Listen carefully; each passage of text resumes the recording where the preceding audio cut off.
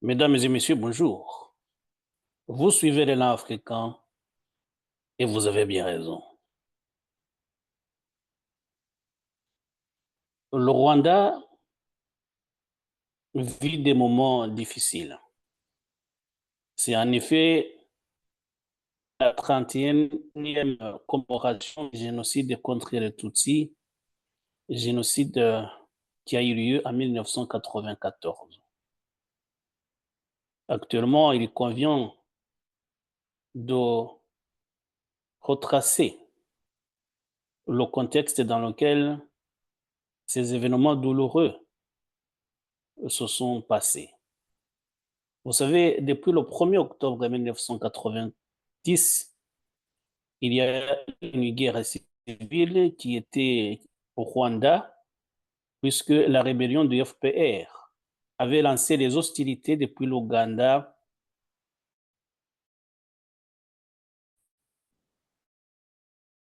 Le FPR était composé en majorité des anciens réfugiés Tutsis, dont la principale revendication était le retour dans leur pays. Après 4 ans de guerre civile, le FPR est parvenu à renverser le gouvernement alors en place et prendre le pouvoir à Kigali. Mais au cours de la guerre, il y a eu des tensions qui ont apparu sur fond d'éthinisme, puisque justement les anciens réfugiés qui étaient regroupés au sein du FPR étaient des Tutsis, majoritairement des Tutsis. Des tensions à l'intérieur du pays sont apparues et on finit par faire une certaine amalgame jusqu'à tous les Tutsis, même ceux qui étaient ceux qui avaient évolué à l'intérieur du pays, soient considérés comme FPR. C'est justement dans ce contexte que le génocide a eu lieu, puisque à la veille de la prise du pouvoir par le FPR, les partis du gouvernement autour en place se sont empressés de massacrer même les enfants, les femmes enceintes, les vieillards, les vieilles femmes ont été tués. Donc, c'est ce qui est appelé actuellement le génocide contre les Tutsis, mais normalement, après la guerre du FPR, après la prise du pouvoir par le FPR, ce génocide a été reconnu par le Conseil de sécurité des Nations Unies sous l'appellation de génocide contre les Rwandais. Ce n'est que plus tard, un peu après l'année 2000, que le gouvernement rwandais a décidé de changer l'appellation en génocide contre les Tutsis, bien évidemment pour des raisons politiques. Et nous voulions rappeler cela, puisque le génocide contre les Tutsis est un génocide qui est reconnu de façon internationale, qui a eu lieu de façon indéniable. Et d'ailleurs, les auteurs de ce génocide ont été jugés au niveau national d'abord avec les juridictions internes du Rwanda, mais également au niveau international avec la mise en place du tribunal pénal international pour le Rwanda qui était basé à Arusha dans le nord de la Tanzanie, tribunal évidemment qui s'est penché sur les crimes des uns et des autres et qui a traduit en justice certains, pas tous, certains responsables de ce génocide. On ne va pas revenir sur le détail des jugements puisqu'évidemment il y aurait beaucoup à en dire. Donc, ce que je veux dire ici, c'est que ce génocide est un génocide reconnu internationalement et que peut-être, sauf très peu de personnes, mettent en cause l'existence de ce génocide perpétré en 1994 contre les Tutsis. Mais vous avez suivi le 16 avril 2025, dernièrement, au Conseil de sécurité des Nations Unies, La ministre des Affaires étrangères de la République démocratique du Congo, Madame Teresa Kaikwamba Wagner, dont le pays est en conflit ouvert avec le Rwanda, a affirmé devant tout le monde justement que le génocide rwandais, le génocide contre les Tutsis a eu lieu et est laissé associé à la mémoire de tous ceux qui ont perdu les leurs au cours de ce génocide. Et elle a ajouté qu'au Congo également, il y a eu un génocide. Nous en avons parlé avec la table ronde qui a eu lieu dernièrement à Kinshasa, table ronde qui avait pour objet de faire reconnaître ce que les Congolais, les autorités congolaises et l'opinion congolaise de façon générale qualifient de génocide. Ça veut dire le génocide perpétré au Congo pour des gains économiques. Avril est un mois de recueillement, celui où nous commémorons le génocide rwandais, le génocide contre les Tutsis. Ce drame a, à juste titre, marqué la conscience mondiale. Mais il a aussi déclenché une autre tragédie, plus longue et souvent tue, celle du peuple congolais. Depuis 30 ans, l'Est de la République démocratique du Congo subit les répliques de cette horreur initiale. Il a absorbé, seul, le choc d'une instabilité régionale née de la fuite des génocidaires, de la prolifération des groupes armés et d'une logique de représailles sans fin. Cette situation trouve son origine dans les décisions, entre autres prises en 1994 par la communauté internationale, sous l'impulsion du Conseil de sécurité, à travers notamment la résolution 918, qui a encouragé les autorités zaïroises d'alors à ouvrir leurs frontières pour accueillir les réfugiés rwandais. Ces décisions, prises sous la pression de l'urgence humanitaire, ont eu pour effet d'importer le conflit, permettant à des responsables du génocide de se retrancher à l'intérieur de notre territoire. Depuis lors, la République démocratique du Congo est caractérisée par des cycles récurrents de violence et d'ingérences violentes, initialement justifiées par des préoccupations sécuritaires, mais éventuellement motivées par des gains économiques et l'exploitation de nos ressources. Nous, Congolais, appelons cette tragédie un génocide, un génocide motivé par la quête de profit à travers l'anéantissement des populations vivantes sur des richesses convoitées. Un projet de terreur et d'effacement humain, toujours à l'œuvre dans nos régions les plus riches, sous des prétextes sécuritaires détournés. Sortir de ce cycle exige plus que des résolutions. Il faut reconnaître l'humanité et la souffrance de l'autre, même lorsque les récits divergent. Ce génocide, ce génocide, justement, la ministre des Affaires étrangères et de la francophonie, Madame Thérèse Kaikwamba Wagner, a appelé la communauté internationale à le reconnaître. Parce que justement, il y a eu des massacres, et c'est une réalité d'ailleurs, depuis 1996, il y a eu des massacres qui ont visé les Congolais, mais également des réfugiés rwandais et burundais qui étaient en République démocratique du Congo. Et ces massacres ont ciblé spécialement des gens pour leur appartenance ethnique. Et cela d'ailleurs a été documenté. Vous connaissez sans doute le rapport qu'on appelle Mapping Report, qui a estimé que certains massacres peuvent être qualifiés de génocide si ils sont établis par une juridiction compétente. Donc, ça veut dire que potentiellement, il y a eu génocide au Congo. Mais pour les Congolais, il n'y a aucun doute. Et ce qui s'est passé au Congo, ce qui se passe au Congo d'ailleurs, puisque ça continue depuis 1996, pour eux, pour les Congolais, c'est un génocide.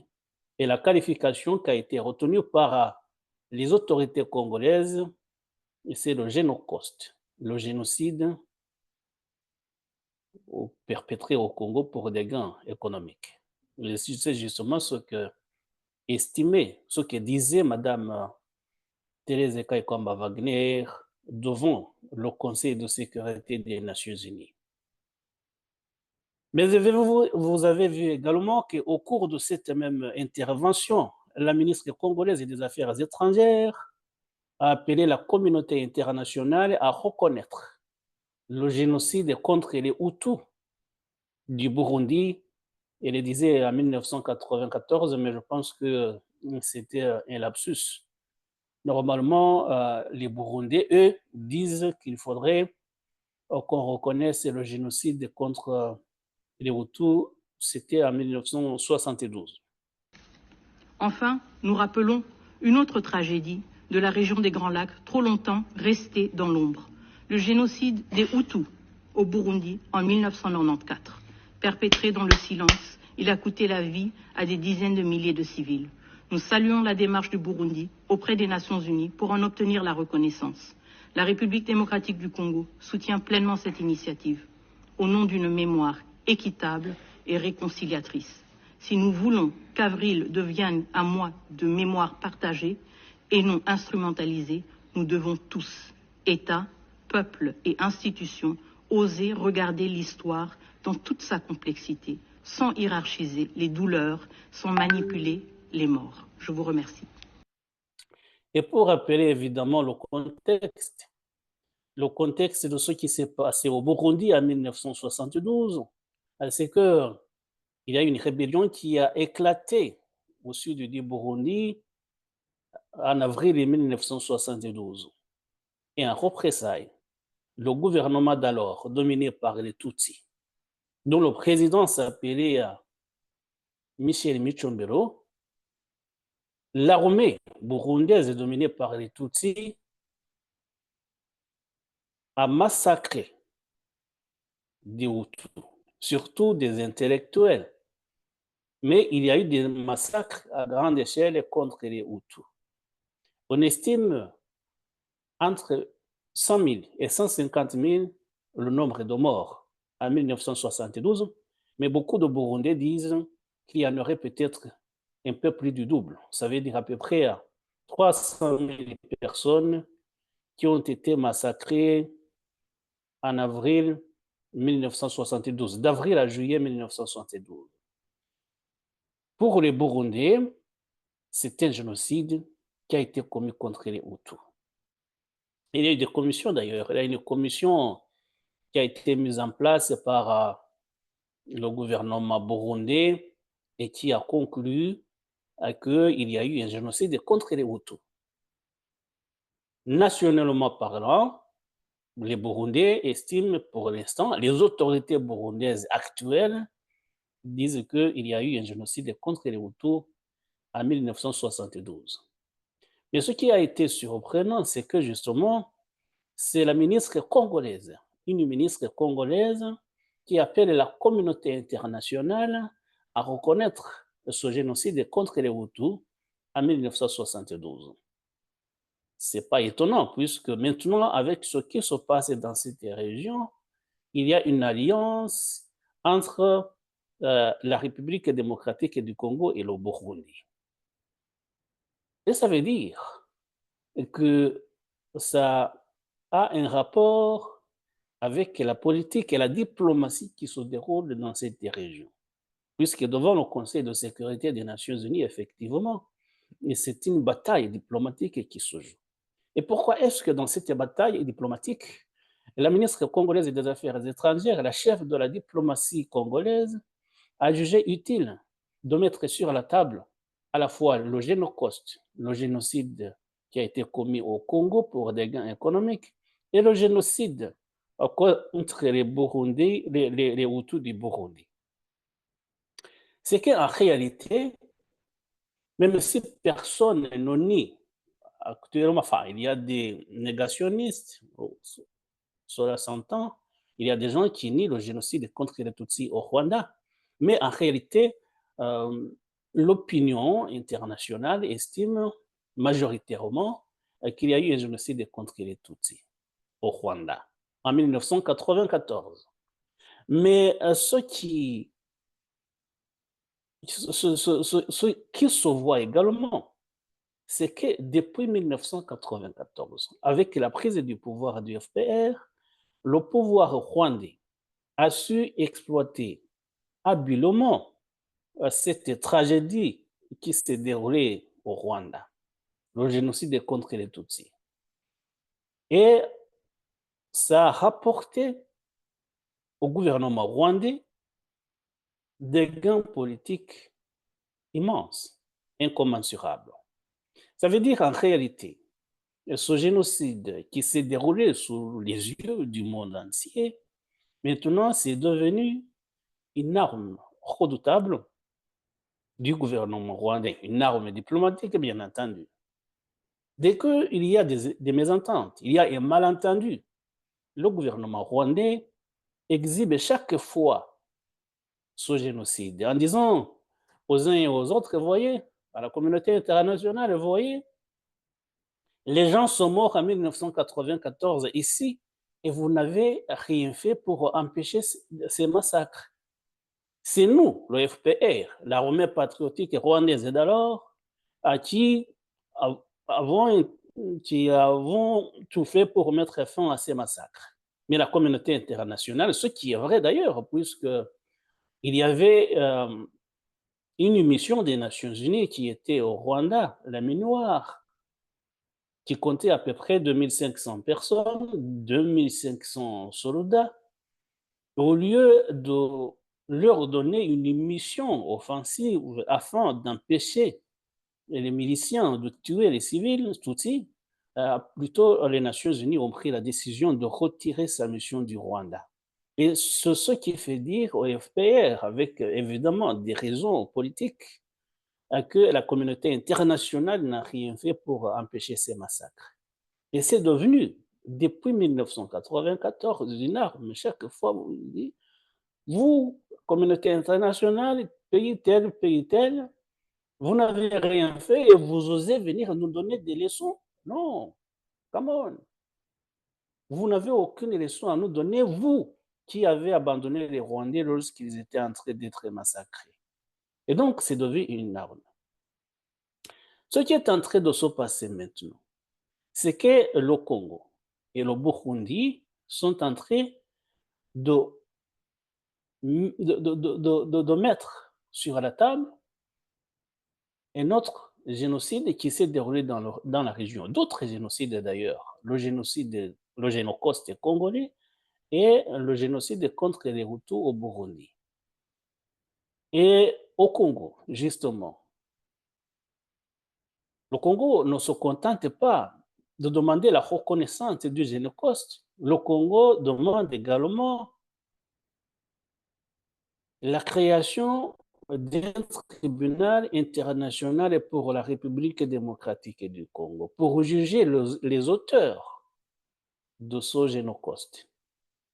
Et il y a également des enquêtes qui ont commencé par le procureur près la Cour pénale internationale, Karim Khan, qui, vous l'avez vu, a appelé d'ailleurs à témoin. Ceux qui ont des informations doivent témoigner afin que le tribunal, enfin le parquet du tribunal, de la Cour, pardon, puisse voir s'il y a des poursuites à faire. Donc, ça veut dire que le Congo demande à la fois la création d'un tribunal pénal international pour la République démocratique du Congo, mais la Cour pénale internationale également pourrait se saisir des dossiers liés au génocide, ce que les Congolais qualifient de génocide, qui a eu lieu dans ce pays depuis 1996. Et l'on sait que ce génocide, ces massacres qui ont régulièrement eu lieu depuis 1996 au Congo, les responsables suspects de ce qui s'est passé dans ce pays-là sont du côté rwandais. Ce sont des militaires rwandais qui exécutaient les ordres de Paul Kagame, qui ont massacré ou qui sont suspectés d'avoir massacré des Congolais et des réfugiés rwandais et burundais qui étaient établis dans ce pays, la République démocratique du Congo. Ce qui veut dire en fait ce qui est en train de se passer actuellement. Le Congo veut mettre le Rwanda devant ses responsabilités. Et ce pays-là, qui a pris l'habitude de culpabiliser la communauté internationale pour n'avoir rien fait pour empêcher le génocide contre les Tutsis en 1994. Ce pays-là, qui se victimise à outrance, en réalité, ce pays-là est également responsable de notre génocide dans un pays voisin. Ce qui veut dire, on ne pourra plus dire ce pays-là est victime puisque les Tutsis sont morts en 1994, il y a déjà 31 ans, alors que ceux qui sont considérés comme victimes, comme ayant perdu les leurs, sont en train également de faire la même chose dans un pays voisin. Ça veut dire, en réalité, le Rwanda est en train de tomber dans son propre piège.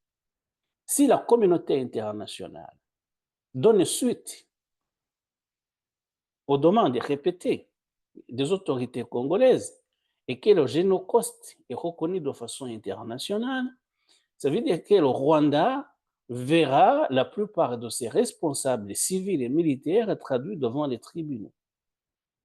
On ne pourra plus dire que les Rwandais sont victimes, ils ont été malheureux d'être massacrés par les leurs, sous les yeux coupables, sous le silence, dans le silence coupable de la communauté internationale, et puisque les mêmes personnes qui étaient considérées comme des victimes, en réalité, sont également des assassins. Et c'est ce qui est en train de se passer sous nos yeux. Et vous savez, le Rwanda avait également pris l'habitude, on l'a vu justement à l'est de la République démocratique du Congo. L'une des raisons avancées de la rébellion du M23 et de ses prédécesseurs, des rébellions qui ont commencé avant le M23, en fait, il disait que le gouvernement congolais discriminait les membres de la communauté Tutsi. Le Rwanda suivait en accusant le Congo de massacrer les Tutsis, en employant d'ailleurs ce terme de génocide. Ils ont créé une rébellion, beaucoup de rébellions à l'est de la République démocratique du Congo sur ces motivations-là. Et ils ont créé également une rébellion, vous suivez, le Redi Tabara, qui a pour but de renverser le gouvernement du Burundi, qu'ils accusent également d'être anti-Tutsi et de vouloir perpétrer un génocide contre les Tutsis. Et voilà que ce gouvernement-là, qui se fait chantre de la défense des intérêts Tutsis, est pris dans son propre piège puisque justement, il est en train de peut-être bientôt, possiblement, on sera aussi accusé de perpétrer des génocides, non seulement au Congo, mais peut-être également au Burundi, puisque le Redi Tabara commet également des massacres. Il est établi à l'est de la République démocratique du Congo, dans le sud de Kivu, mais Redi Tabara, soutenu par le Rwanda, justement, qui a des velléités sur de vouloir renverser le gouvernement burundais, Redi Tabara également a des accointances avec ceux qui ont commis, puisque Redi Tabara est dominé, ne vous en doutez pas, par les Tutsis, est affilié à ceux qui ont commis le génocide de 1972 au Burundi. Donc, ça veut dire, c'est une guerre de génocide. Le Rwanda a réussi à avoir des gains politiques importants en exploitant habilement le génocide contre les Tutsis en 1994. Et la situation est en train d'être renversée puisque le Rwanda, qui se victimisait, voit les pays voisins remettre sur la table les crimes dont les responsables rwandais sont responsables. Et si, peut-être, vous savez, le Congo veut évidemment, et on comprend le Congo, veut que les auteurs de ce qui se passait chez eux soient les auteurs des crimes soient traduits devant la justice, et non seulement pour lutter contre l'impunité, pour rendre justice aux Congolais, bien entendu, c'est légitime, mais il y a également justement ce volet politique. Mettre le Rwanda devant ses responsabilités. c'est le conflit entre ces trois pays. Normalement, entre le Congo et le Rwanda, mais également entre le Rwanda et le Burundi. Vous savez, le Rwanda voulait renverser le pouvoir du Burundi. Le Burundi s'est associé à Kinshasa, au gouvernement congolais.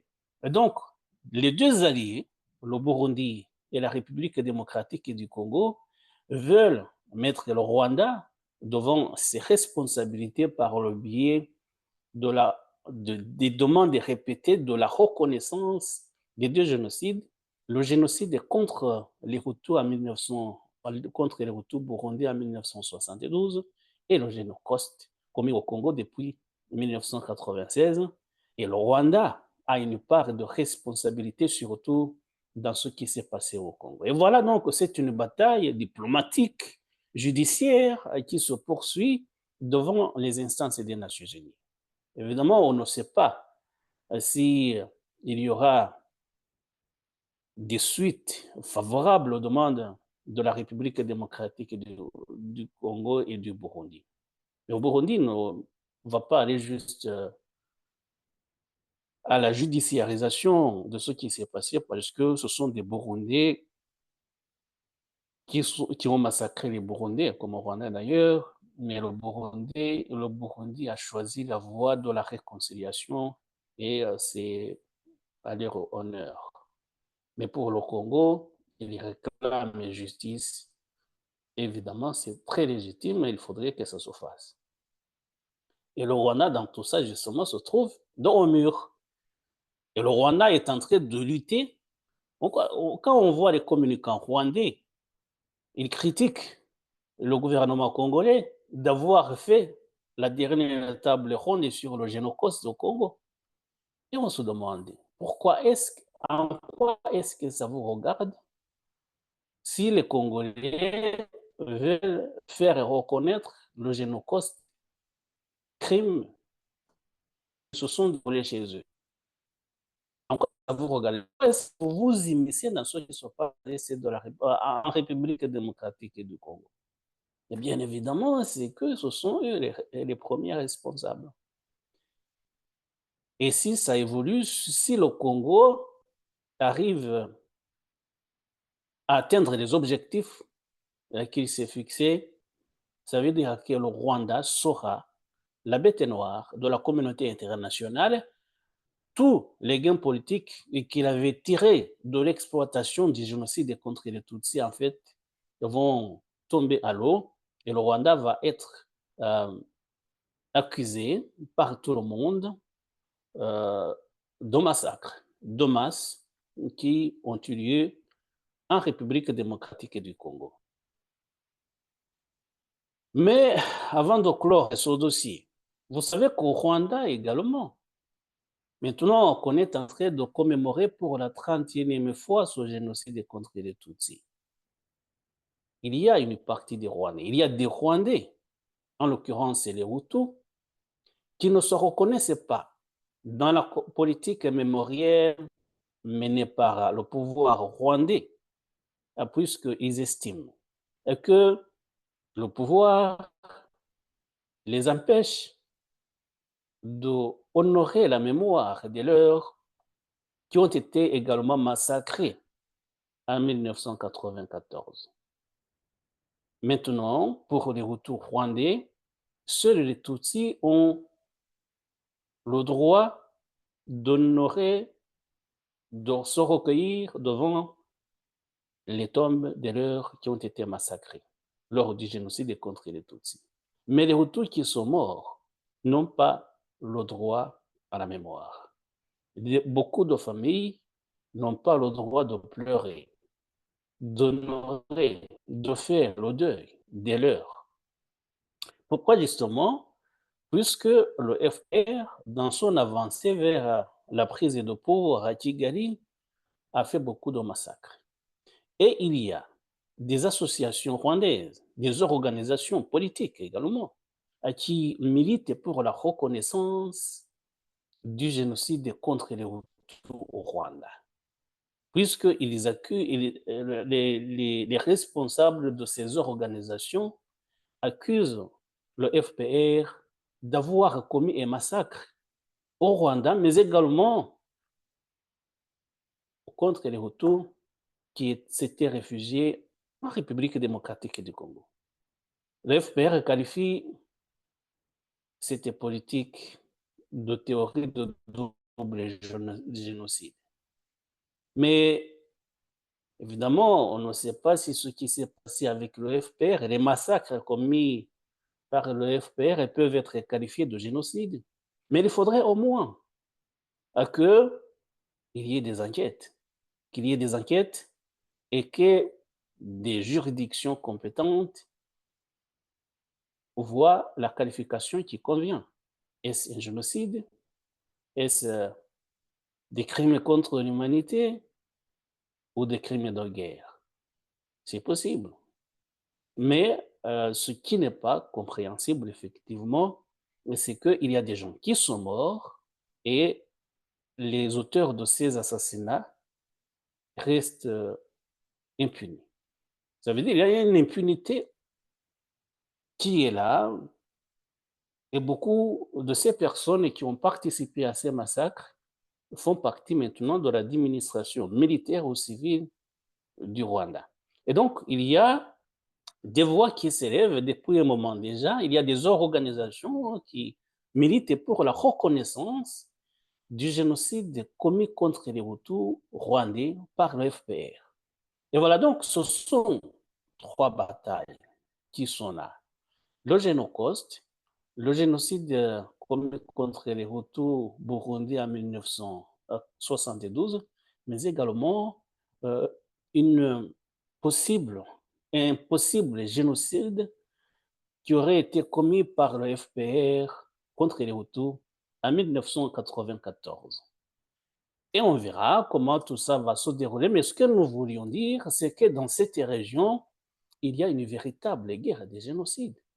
Puisque en réalité, ce qu'on appelle les génocides, personne en fait, de ceux qui commettent ces crimes odieux, personne ne se lève un matin, un général et un commandant militaire et dire nous allons commettre un génocide. Lui, quand il le fait, il se croit dans son bon droit.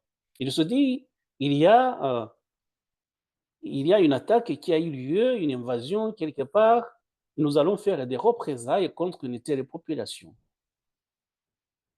Et ce n'est que plus tard, a posteriori, que lorsque les gens se pencheront sur ce qui s'est passé, verront que c'était en réalité un génocide. Et les Hutus rwandais ne se sont pas dit nous allons commettre un génocide. Non, non, ils ont dit il y a des complices du FPR et ces complices-là ne doivent pas rester tranquilles, on va s'en occuper. Et ils ont massacré des gens jusqu'aux bébés, aux vieillards, aux femmes enceintes. Et ils ne se disaient pas nous sommes en train de commettre un génocide. Non. Ce n'est que plus tard, lorsque les gens ont vu ce qui se passait réellement, qu'on a compris que c'était réellement un génocide. Ce qui a fait le FPR, lorsqu'il luttait pour le pouvoir, il pensait affaiblir le cas d'en face, mais il a également commis des massacres.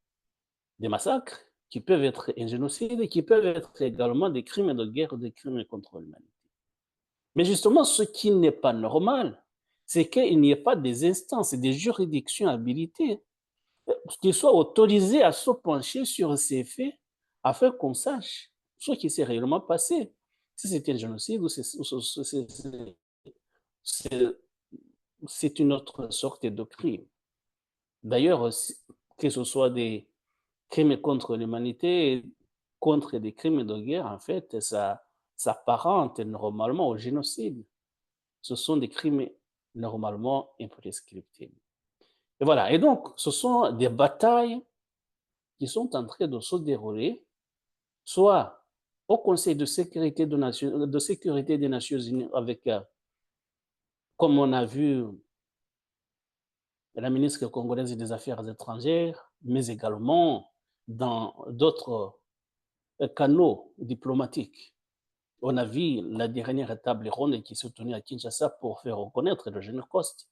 Dernièrement, au Burundi, il y avait cette commission chargée de voir, de faire la lumière sur les événements de 1972, il a été conclu que c'était un génocide et donc il faudrait que la communauté internationale réagisse. Dans tous les cas, ce que nous voulions dire, c'est que le Rwanda risque de perdre les ailes dans cette bataille. Voilà, c'est seulement ce volet lié au génocide, aux 3 génocides ou même 4 que nous voulions évoquer et nous reviendrons très bientôt pour d'autres sujets. Nous avons vu que l'ancien président congolais Joseph Kabila est arrivé à Goma, mais ça fera l'objet d'autres émissions. Aujourd'hui, nous voulons clore ce dossier en souhaitant et aux uns et aux autres une très agréable fête de Pâques.